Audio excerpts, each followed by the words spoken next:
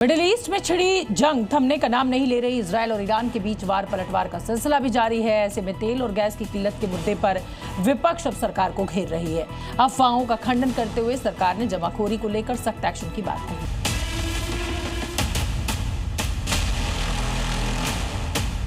बहुत serious problem है ये, तो ये ईरान युद्ध के कारण ही है ना। एलपीजी कॉमर्शियल घरेलू के दाम बढ़ाते। ये सारी चीजें दिखाता है कि जो ये सरकार चल रही है वो भगवान भरोसे चल रही है।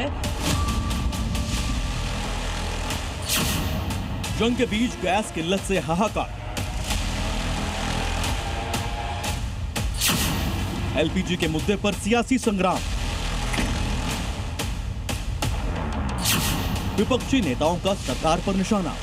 मिडिल ईस्ट में जारी जंग के बीच एलपीजी गैस सिलेंडर की किल्लत की अफवाह ने सबकी चिंता बढ़ाकर रख दी, जिसके चलते कई शहरों में लोग गैस बुकिंग और रिफिलिंग को लेकर लंबी लंबी कतार में लगने लगे और स्टॉक को जमा करने लगे, ताकि मिडिल ईस्ट में जारी जंग का असर अगर पड़ा तो इसको लेकर किल्लत न झेलनी पड़े। वहीं गैस सिलेंडर की किल्लत को लेकर विपक्षी दल के नेताओं ने सरकार पर निशाना साधा। कांग्रेस सांसद शशि थरूर ने इसको लेकर गंभीर समस्या बताया, तो वहीं प्रमोद तिवारी और शिवसेना यूबीटी नेता प्रियंका चतुर्वेदी ने सरकार पर जमकर हमला बोला। बहुत सीरियस प्रॉब्लम है ये, तो ये ईरान युद्ध के कारण ही है ना। लेकिन मुझे अभी मालूम शुरू होने दीजिए। हाँ देखिए, आपको मालूम है कि दाम भी बढ़ा जा रहे हैं, हर अवेलेबिलिटी भी नहीं है, दाम भी बढ़ते जा रहे हैं। पहले ये सरकार एलपीजी कॉमर्शियल घरेलू के दाम बढ़ाती और फिर अब 9 या 10 दिन युद्ध चला है। अब जो हालात बन रहे हैं, चाहे पुणे के इलेक्ट्रिक क्रेमेटोरियम्स हो, चाहे बेंगलुरु के होटल्स हो, चाहे मुंबई में किल्लत आ रही हो, चाहे वो बहुत सारी फैक्ट्रीज हो जिन्होंने प्रोडक्शन कम कर दिया है क्योंकि गैस की किल्लत हो रही है, डोमेस्टिक गैस सिलेंडर्स के लिए दिक्कत हो रही है, तो ये सारी चीजें दिखाता है कि जो ये सरकार चल रही है वो भगवान भरोसे चल रही है।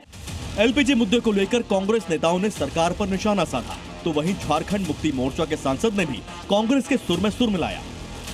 जेएमएम सांसद महुआ माझी ने कहा कि तेल और एलपीजी को लेकर लोगों की लंबी लाइन लगी है और सरकार कह रही है कि 1 महीने का स्टॉक है।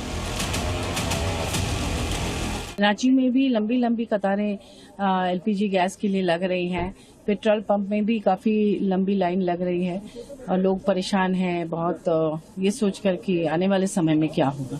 सरकार कह रही है कि 1 महीने का स्टॉक है, लेकिन 1 महीना, देखिए युद्ध कब रुकेगा इसकी कोई गारंटी नहीं है। जो स्थितियां बन रही हैं तो उस पर सरकार को अपनी नीतियों को स्पष्ट करना चाहिए, विदेश नीति, क्योंकि राष्ट्रीय सुरक्षा का मामला है।